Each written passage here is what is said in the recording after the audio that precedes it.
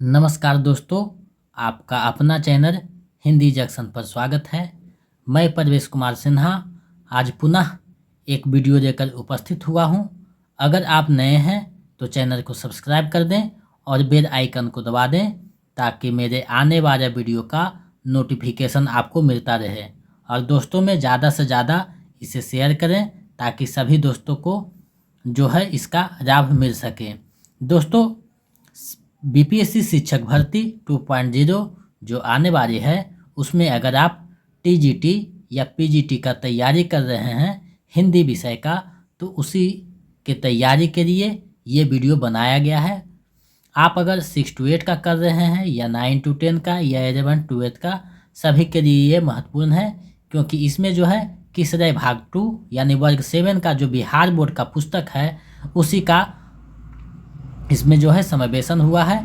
उसी को केंद्र में रखकर ये वीडियो उसी पे बनाया गया है, क्योंकि नीचे से जो 6 से लेकर जो है 12 तक कहीं से भी बिहार बोर्ड के पुस्तक से बीपीएससी प्रश्न पूछ सकता है। तो सभी को ध्यान में रखते हुए मैंने ये वीडियो को बनाया है। तो ये वीडियो आप लोगों की तैयारी में महत्वपूर्ण भूमिका निभाएगी। तो चलिए बिना देर करते हुए आज के टॉपिक की तरफ बढ़ते हैं। दोस्तों, जैसा कि आप देख पा रहे हैं किसरे भाग 2 वर्ग 7 यानी ये जो है बिहार टेक्स्ट बुक का यानी किसरे भाग 2 है, हिंदी की सहायक पुस्तक वर्ग 7 की जो है उसी पे केंद्रित है ये वीडियो। उसी को जो है यहाँ अध्ययन किया जा रहा है, बिहार टेक्स्ट बुक यानी SCRT बुक का। अगर इसका PDF आप लोग पाना चाहते हैं तो 249 रुपये का रजिस्ट्रेशन करवा दें। जो नहीं करवाए हैं वो, और जो करवा दिए हैं उनको ये PDF भेज दिया जाएगा। अभी तक जो है हिंदी साहित्य का सारा PDF जो है भेजा जा चुका है। किन्हीं को अगर अभी जो रजिस्ट्रेशन करवाए हैं नहीं मिला है तो मैसेज कीजिएगा व्हाट्सएप पे, तो मिल जाएगा। तो आप लोग जो है जल्दी से जो रजिस्ट्रेशन नहीं करवाए हैं करवा दें। तो चलिए आज के टॉपिक की तरफ बढ़ते हैं। पहला अध्याय है मानव बनो, यानी किसरे भाग 2 वर्ग 7 का जो पुस्तक है उसमें पहला अध्याय है मानव बनो। है भूर करना प्यार भी है भूर यह मनुहार भी, पर भूर है सबसे बड़ी करना किसी का आसरा, मानव बनो मानव जरा।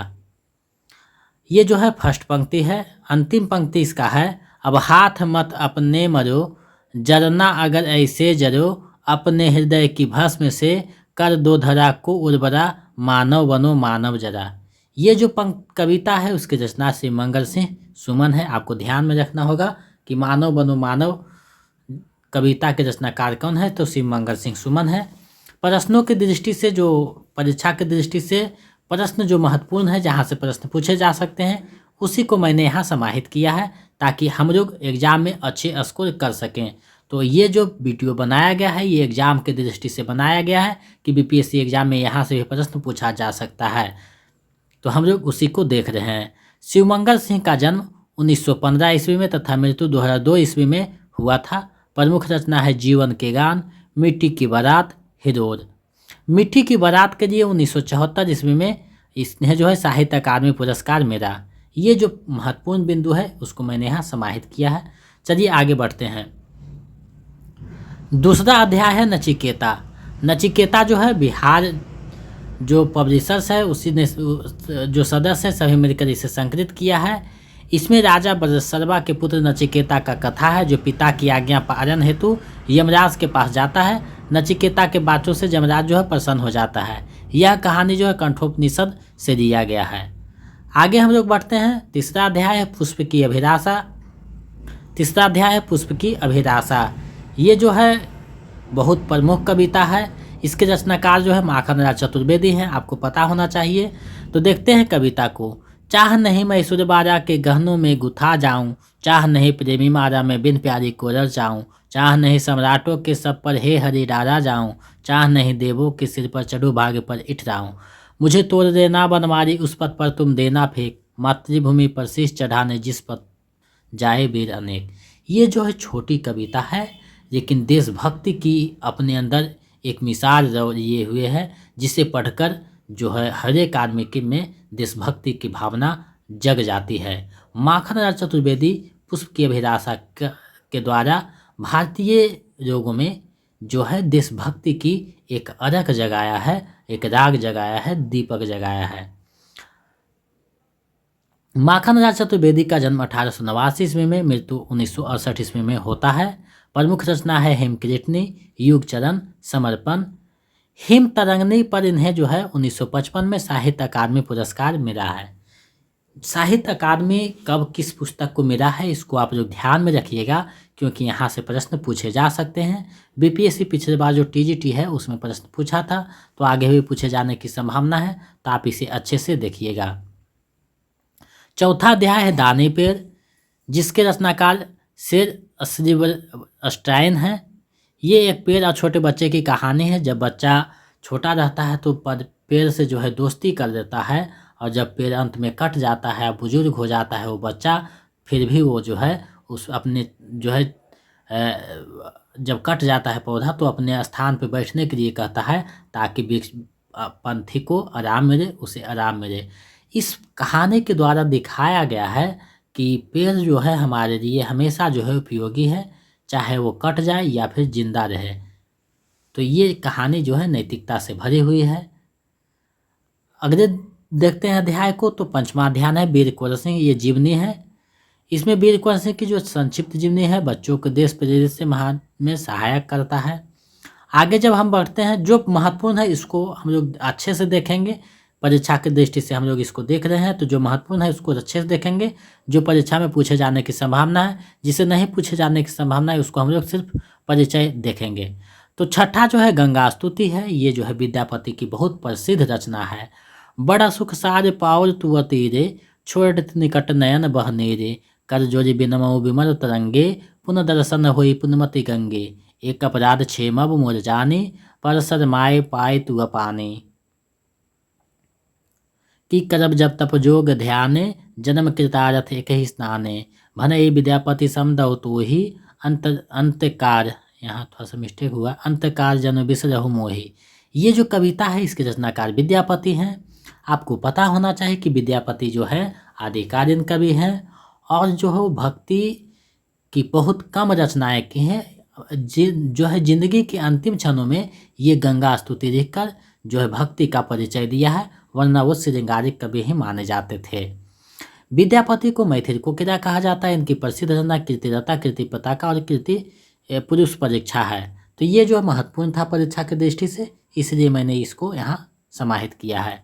अगला जो अध्याय है, सातवां अध्याय है साइकिल की सवारी। यह कहानी 1932 की दशा का वर्णन करता है। इसमें वर्तमान समस्या पर व्यंग किया गया है। इसके पात्र हैं लक्ष्मी नारायण और श्रीमती। व्यंग के रचनाकार सुदर्शन है। सुदर्शन को जो है क्लास 6 में भी हम लोग पढ़े थे। इनका जन्म जो है 1895 में, 1967 में इनका मृत्यु हुआ था। इनका आदि नाम बद्रीनाथ था। हार की जीत इनकी जो है पहली कहानी है। 1920 में सरस्वती पत्रिका में प्रकाशित हुई थी। सन्यासी, अंधेर दुनिया, बात अठन्नी की, ये सारे इनकी प्रसिद्ध रचनाएं हैं। चलिए हम लोग आगे बढ़ते हैं। 8वां अध्याय है बचपन के दिन।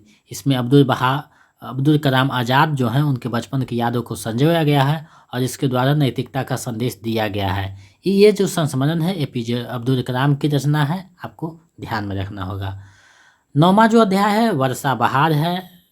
9वां अध्याय, जिसके रचनाकार छायावादी के प्रयोक्ता के रूप में जाने जाते हैं मुटुकधर पांडे। वर्षा बहार सबके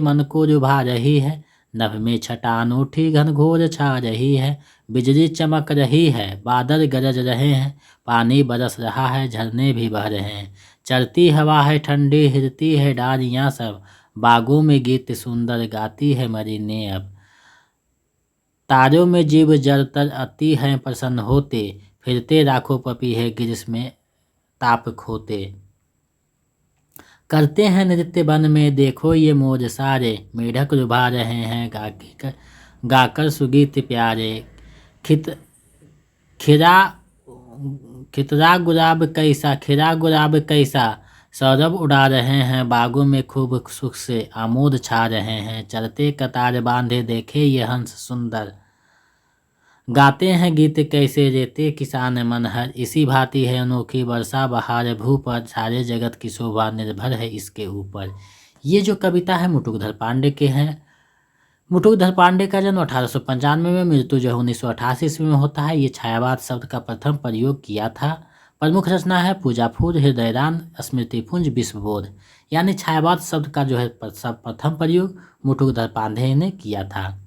10वां अध्याय है कुंभा का आत्म बलिदान। इसके द्वारा जो है अपनी माँ मातृभूमि एवं आत्मसम्मान के लिए मृत्यु को प्राप्त हो जाने का संदेश दिया गया। ये कहानी जो है बिहार बोर्ड द्वारा संकलित किया गया है। 11वां अध्याय है कबीर के दोहे। कबीर के दोहे जो है अपने आप में एक विशाल अर्थ को समेटे हुए है और कभी भी कोई भी पंक्ति पूछा जा सकता है, इसलिए मैंने पूरी जो है पंक्ति को यहाँ समाहित किया है। कर करे सो आज कर, आज करे सो अब, पर में पड़ रहे होएगी बहुरी करेगा कब। यानी ये जो पंक्ति है जिस तरीका से किताब में लिखा गया हो वही शब्दों में लिखा गया है। साईं इतना दीजिए जामे कुटुम्ब समाए, मैं भी भूखा ना रहूं साधु ना भूखा जाए। निंदक नियरे राखिए आंगन कुटी छवाए, बिन साबिन पाने बिना निर्मल करे सुभाए। जाति न पूछो साधु की पूछ लीजिए ज्ञान, मोर करो तलवार का पड़ो रहो दो म्यान। सोना सज्जन साधुजन टूटे जुड़े सौ बार, दुर्जन कुंभ कुमार के एक धक्का दरार। पोथी पढ़े पढ़े जग मुआ पंडित भयानको, ढाई आखर प्रेम का पढ़े सो पंडित हो। बुरा जो देखन मैं चरा बुरा न मेरा कोई, जो दिल खोजा आपनो मुझसे बुरा न कोई। ये दोहें जो हैं उसके रचनाकार जो हैं कबीरदास हैं। मुख्य बिंदु देखिए है कबीर का जन्म 1498 ईस्वी में, ये भक्ति के निर्गुण धारा के ज्ञान मार्ग की शाखा के कवि हैं। बीजक इनके वाणियों का संग्रह है जिसे धर्मदास ने संग्रहित किया है। रामानंद के ये शिष्य थे। तो ये जो है महत्वपूर्ण बिंदु था। कुछ जो है टाइपिंग मिस्टेक रह गया है जल्दी के चक्कर में, क्योंकि हम लोगों को जो है समय बहुत कम है, तो इस पीडीएफ में इसको सुधार दिया जाएगा, आपको चिंता करने की बात नहीं है। 12वां अध्याय है जन्म बाधा। ये कहानी जो है बबलू के द्वारा फिजूल खर्ची को दिखाया गया है और बच्चों को किसी भी वस्तु का सदुपयोग करने का संदेश दिया गया है। कहानीकार हैं सुधा। आगे जब बढ़ते हैं तो 13वां अध्याय आता है क्षमा और शक्ति। ये जो है रामधारी सिंह दिनकर की रचना है, तो इसे हम लोग देख लेते हैं। क्षमा दया तप दया त्याग मनोबल सबका रिया सहारा, पर नर व्याघ्र सुयोधन तुमसे कहो कहाँ कब हारा। क्षमा से हो रिपु समक्ष तुम हुए बिनत जितना ही, दुष्ट कौरवों ने तुमको कायर समझा उतना है। क्षमा शोभती उस भुजंग को जिसके पास गरज हो, उसको क्या जो दंतहीन विषहीन विनित सरल हो। 3 दिवस तक पंथ मांगते रघुपति सिंधु किनारे, बैठे पढ़ते रहे छंद अनुनय के प्यारे प्यारे। उत्तर में जब एक नाद भी उठा नहीं सागर से, उठी अधीर धधक पौरुष की आग राम के सर से। सिंधु देह धर ताहे ताहे करता आगरा शरण में, चरण पूज दास्ता घरन के बंधा बूढ़ बंधन में। सच पूछो तो सर में ही बसती है दीप्ति विनय की, संधि वचन संपूजी उसी को जिसमें शक्ति विजय की। सहनशीलता क्षमा दया की तभी पूजता जग है, बर का दर्प चमकता उसके पीछे जब जगमग है। ये कविता जो है रामधारी सिंह दिनकर की कविता है। रामधारी सिंह दिनकर का जन्म बिहार जिले के बेगूसराय के सिमरिया गांव में 1908 में हुआ था। मृत्यु जो है 1974 में हुआ था। प्रमुख रचना है कुरुक्षेत्र, रश्मिरथी, उर्वशी, संस्कृति के 4 अध्याय। 1959 में संस्कृति के 4 अध्याय के लिए साहित्य अकादमी एवं उर्वशी के लिए 1972 में ज्ञानपीठ पुरस्कार मिला था। ये जो है बहुत ही महत्वपूर्ण बिंदु है, इसको आपको ध्यान में रखना होगा क्योंकि बराबर ये प्रश्न पूछे जाते हैं। पिछले बार पीजीटी में ये प्रश्न पूछा गया था, तो आप लोग इसको अच्छे से देखिएगा। 14वां अध्याय है हिमसुक। एक तोता रहता है, उसी पे ये कहानी लिखा गया। इस कहानी में रचनाकार ने हिमसुक के माध्यम से कोई भी पैसा जल्दी में ना लेने का संदेश एवं इसमें अवध के राजा और हिमसुक जो है प्रमुख पात्र, यानी हिमसुक जो है एक तोता का नाम रहता है, उसी को पर ये कहानी रही। इसके रचनाकार जो है शंकर है। ये उतना महत्वपूर्ण नहीं, इसलिए मैंने इसे शॉर्ट में दिया है। 15वां है ऐसे ऐसे। ये एकांकी है। पात्र परिचय देख लेते हैं। मोहन एक विद्यार्थी है, दीनानाथ मोहन का पड़ोसी है। माँ जो है मोहन की माँ है, पिता मोहन के पिता है मास्टर मोहन साहब मोहन के मास्टर जी है, वैद्य जी, डॉक्टर पड़ोसिन है। इस एकांक में लेखक ने मोहन को केंद्र में रखकर बच्चों के अबूझ बीमारी को दर्शाने का प्रयास किया है। एकांकी के रचनाकार जो हैं विष्णु प्रभाकर हैं। आप विष्णु प्रभाकर से वाकिफ हो गए हैं क्योंकि हिंदी साहित्य में आप लोग पढ़ चुके हैं। विष्णु प्रभाकर का जन्म 1912 ईस्वी में, मृत्यु 2009 ईस्वी में होता है। अर्धनारीश्वर के लिए 1993 में साहित्य अकादमी पुरस्कार मिला। प्रमुख रचना है आवारा मसीहा और अंधा युग। अंधा युग जो है धर्मवीर भारती का है। यहाँ विष्णु प्रभाकर का जो है आवारा मसीहा है। चलिए आगे हम लोग बढ़ते हैं। 16वां है बूढ़ी पृथ्वी का दुख। बूढ़ी पृथ्वी का दुख। क्या तुमने कभी सुना है सपनों में चमकती कुल्हाड़ियों के भय से पेड़ों की चित्कार? अगर नहीं तो क्षमा करना, मुझे तुम्हारे आदमी होने पर संदेह है। ये जो है पहली पंक्ति है, ये अंतिम पंक्ति है, तो परीक्षा में यहीं से प्रश्न पूछा जा सकता है। इसके रचनाकार जो है निर्मल पुतुल हैं। आगे जब बढ़ते हैं तो 17वां अध्याय है सोना। ये जो है रेखाचित्र है, संस्मरण है। सोना महादेवी वर्मा को पालतू हिरन का नाम रहता है जो उनके परिवार का एक सदस्य है। यह रेखाचित्र उसी को केंद्र में रखकर लिखा गया। सोना उनके रेखाचित्र संग्रह मेरा परिवार में संग्रहित है। महादेवी वर्मा का जन्म 1907 में, मृत्यु 1987 में होता है। इन्हें आधुनिक मीरा के नाम से जाना जाता है। यामा के लिए जो है 1982 में इन्हें ज्ञानपीठ पुरस्कार मिलता है। और प्रमुख रचना है निहार, रश्मि, निर्जा, सांध्य गीत। तीनों मिलाकर जो है यामा में संग्रहित किया गया है, तीनों की प्रमुख कविता को। तो ये आपको ध्यान में रखना होगा। कभी कभी पूछ देता है कि यामा में कौन कौन सी पुस्तक की रचना है, तो निहार, रश्मि, निर्जा और सांध्य गीत का। आगे जब हम लोग बढ़ते हैं अब तो आता है 18वां अध्याय हुएन सांग की यात्रा, भारत यात्रा। किताब में इसी प्रकार लिखा था, इसे मैंने यहाँ इसी प्रकार लिखा है। इस पाठ में जो है सॉन्ग के जीवन से जुड़ी बातों को चित्रित किया गया है एवं उसको भारत आने के कारण और वजह को बताया गया है। यात्रा वृत्तांत के रचनाकार वीरेंद्र एवं हरिंदर धनुमा है। उसके बाद 19वां जो अध्याय है आर्यभट्ट है। इसमें आर्यभट्ट के जो है जीवनी को लिखा गया है। उत्कृष्ट कार्य में जो है उनका जीवनी को दिखाया गया है। इस पुस्तक का अंतिम अध्याय 20वां है यशस्विनी। इसके रचनाकार जो है बेबी रानी है, जो नारी को केंद्र में रखकर लिखा गया है। मत उसके नभ को छीनो तुम, मत तोड़ो उसके सपनों को, वह दान दया की वस्तु नहीं, वह जीव नहीं, वह नारी है। पगनुपुर कंगन हार नहीं, तुम विद्या से श्रृंगार करो, तुम खुद अपना सम्मान करो, अपना नारित्व स्वीकार करो। इसके रचनाकार बेबी रानी हैं। तो ये जो महत्वपूर्ण टॉपिक था, जो महत्वपूर्ण टॉपिक था उसको मैंने विस्तार से यहाँ दिया है। जो महत्वपूर्ण नहीं था उसको शॉर्ट में जो है प्रस्तुत किया है, ताकि आपका समय बर्बाद ना करूँ। हम लोग के पास समय बहुत कम है, इसलिए मैं सोचता हूँ कि समय जो है 15 से 16 तारीख तक आपका लगभग सिलेबस ख़त्म करवा दूँ। बाकी जो रहेगा कुछ टॉपिक तो बीच बीच में प्रैक्टिस सेट जो होगा उसके साथ हम लोग देखते जाएंगे।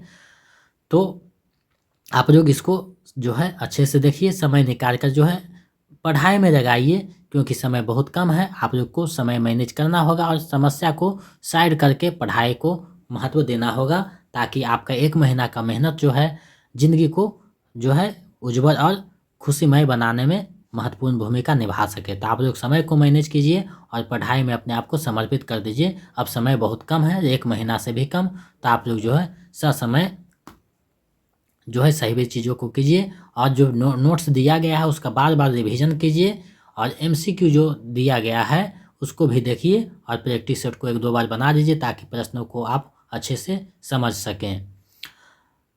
अब जो है हम इससे संबंधित जो है MCQ को देख लेते हैं, जो परीक्षा में पूछे जाने की संभावना है और पूछे जा सकते हैं।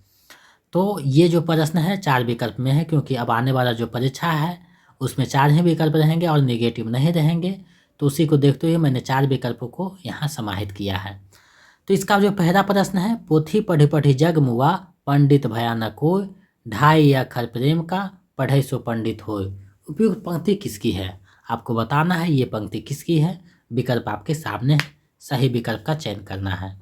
तो इसका जो सही आंसर है विकल्प घ हो जाएगा। कबीरदास की ये पंक्ति है।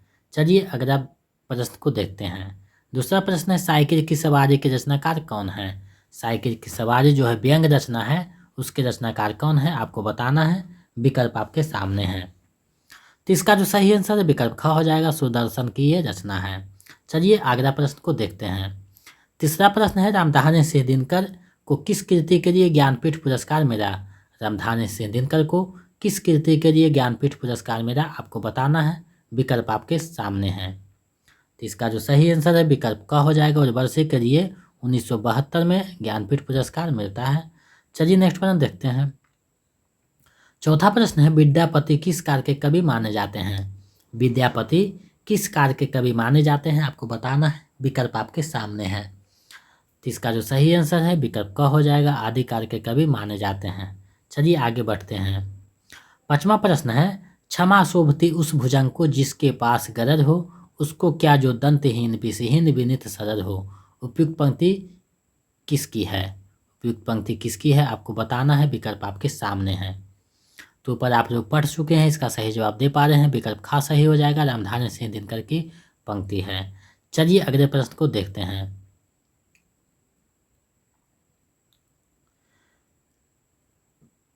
विष्णु प्रभाकर को किस पुस्तक के लिए साहित्य अकादमी प्राप्त हुआ आपको बताना है कि विष्णु प्रभाकर को किस पुस्तक के लिए साहित्य अकादमी पुरस्कार प्राप्त हुआ है। ऊपर पढ़ाया जा चुका है, अगर ध्यान दे रहे हैं तो सब लोग सही जवाब दे पा रहे हैं। विकल्प ग, अर्धनारीश्वर उपन्यास है इनका, उसके लिए जो है ज्ञानपीठ पुरस्कार 1993 में दिया गया था, आप लोग ध्यान में रखिएगा। चलिए इस वीडियो का 7वां प्रश्न देखते हैं। 7वां प्रश्न है, मेरा परिवार किसकी रचना है। मेरा परिवार एक पुस्तक है, रेखाचित्र, वो किसकी है आपको बताना है। विकल्प आपके सामने है। तो इसका जो सही आंसर है विकल्प ख हो जाएगा, महावीर देवी वर्मा का 1972 में प्रकाशित हुआ था। चलिए अगला प्रश्न देखते हैं। छायावाद शब्द का प्रथम प्रयोग किसने किया। छायावाद शब्द का प्रथम प्रयोग किसने किया आपको बताने हैं। विकल्प आपके सामने है। तो इसका जो सही आंसर है विकल्प ग हो जाएगा, मुटुकधर पांडे ने छायावाद शब्द का प्रथम बार प्रयोग किया था। चलिए इस वीडियो का 9वां प्रश्न देखते हैं। अब अश्रु दिखराओ नहीं, अब हाथ फहराओ नहीं, हुंकार कर दो एक जिससे थर थरा जाए धरा। यह पंक्ति किस कविता से दी गई है। यह जो पंक्ति है किस कविता से दी गई है आपको बताना है। विकल्प आपके सामने है। तब इसका जो सही आंसर है विकल्प घ हो जाएगा, मानव बनो मानव जरा, यानी उस पंक्ति से कविता से दिया गया है। चलिए इस वीडियो का अंतिम और 10वां प्रश्न देखते हैं। 10वां प्रश्न है, मिट्टी की बारात किसकी रचना है। मिट्टी की बारात किसकी रचना है आपको बताना है। विकल्प आपके सामने है। मिट्टी की बारात किसकी रचना है विकल्प आपके सामने है। सही विकल्प आपको ढूंढना है। तो इसका जो सही आंसर है विकल्प क हो जाएगा, शिव मंगल सिंह सुमन की है, जिसके लिए साहित्य अकादमी पुरस्कार मिला था। तो ये जो महत्वपूर्ण एमसीक्यू और टॉपिक था मैंने आप लोगों के समक्ष प्रस्तुत किया। हमें उम्मीद है कि ये आपकी तैयारी में महत्वपूर्ण भूमिका निभाएगा और आपकी तैयारी को गति प्रदान करेगा। जो महत्वपूर्ण था उसको मैंने यहाँ ज़्यादा संग्रहित किया है, ज़्यादा जोर दिया है। जो महत्वपूर्ण नहीं था उसको मैंने यहाँ कम महत्व दिया है, क्योंकि हम लोग परीक्षा के दृष्टि से पढ़ रहे हैं। तो परीक्षा की दृष्टि से हम लोग इसको देखे हैं, कहाँ से प्रश्न पूछे जा सकते हैं उसको ज़्यादा जो है अच्छा से देखा है। और जो नहीं, जहाँ से प्रश्न पूछे जाएंगे उसको जो है सिर्फ परिचय देते हुए हम लोग निकल चुके हैं। तो आप लोग इसका जो है अच्छे से अध्ययन करें, 1-2 बार पीडीएफ को देख लीजिएगा। पीडीएफ जो है कहीं जो त्रुटियां हैं उसको सुधार करके आपको दे दी जाएगी। तो आप लोग जो है जितना पीडीएफ मेरा है, नोट्स मेरा है, उसको 1-2 बार रिवीजन करें, एमसीक्यू को बार बार बनाएं और जो है पुस्तक बताया गया है उसका भी अध्ययन करें। आप व्याकरण वाले सेक्शन को भी देखते रहें, क्योंकि व्याकरण भी 20 नंबर पूछा जाएगा। व्याकरण आप 20 नंबर के लिए पढ़िएगा तो उधर जो पासिंग मार्क जो है 22 नंबर का व्याकरण पूछा जाएगा, तो वो भी आपका क्लियर होता जाएगा। तो आप लोग जो है अच्छे से मेहनत करें, समय बहुत कम है, समय को मैनेज करें और जो है सटीक जो है मेहनत करें, क्योंकि आप जब अच्छे से मेहनत कीजिएगा तो सफल होइएगा और आपकी सफलता में ही हमारी सफलता छुपी है। तो आप लोगों के लिए हम जो है मेहनत कर रहे हैं, तो आप भी मेहनत करें ताकि आपका रिजल्ट जो है अच्छे अंक से हो सके। अगर आप लोग को पीडीएफ चाहिए तो 249 रुपया का रजिस्ट्रेशन करवाना होगा। मेरे नंबर पे आपको 249 रुपया जो है फ़ोन पे या गूगल पे कर देना है। मेरा नंबर है 72 61 81 53 07। इस नंबर पे आपको 249 रुपया का फ़ोनपे, गूगल पे या पेटीएम करके उसका स्क्रीनशॉट लेकर इसी नंबर पे व्हाट्सएप कर देना है, ताकि मैं आपके उसी व्हाट्सएप पे जो है पीडीएफ भेज सकूं। तो जो रजिस्ट्रेशन नहीं करवाए हैं जल्दी से करवा लें, क्योंकि समय बहुत कम है आप लोगों के पास। तो रजिस्ट्रेशन करवा करके पीडीएफ प्राप्त करें और पीडीएफ को जो है रिविज़न करें, ताकि आपका तैयारी अच्छे ढंग से हो सके, क्योंकि समय बहुत कम है, आपको समय निकाल कर मेहनत करना होगा। तो आप लोग जो है रिवीजन करते रहें, प्रैक्टिस करते रहें। रिवीजन करने से आपके जो है चीज़ें दिमाग में बैठ जाएगी, तो बार बार जो है रिवीजन करें और प्रैक्टिस करते रहें। तो मेरे चैनल पे अगर आप नए हैं तो सब्सक्राइब कर दें और बेल आइकन को दबा दें, ताकि मेरे आने वाले वीडियो का नोटिफिकेशन आपको मिलते रहे। और दोस्तों में ज़्यादा से ज़्यादा शेयर करें। मिलते हैं एक नए वीडियो में। बहुत बहुत धन्यवाद। ऐसे ही सहयोग बनाए रखें।